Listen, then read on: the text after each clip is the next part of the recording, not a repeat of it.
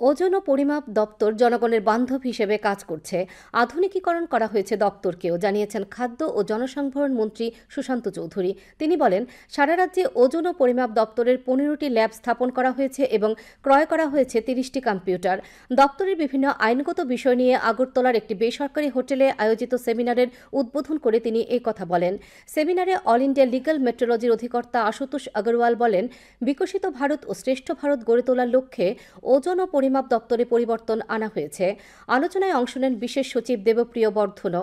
সেমিনারের উদ্দেশ্য হল ওজন ও পরিমাপের নিরাপত্তা এবং নির্ভুলতা নিশ্চিত করে জনসাধারণের সুরক্ষা প্রদান করা। These computers, 30 computers have been purchased by the government.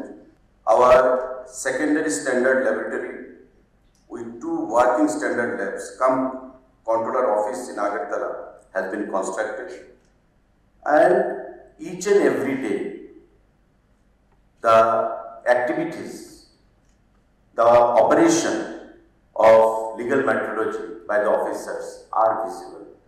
So it speaks in volume when it comes to good governance.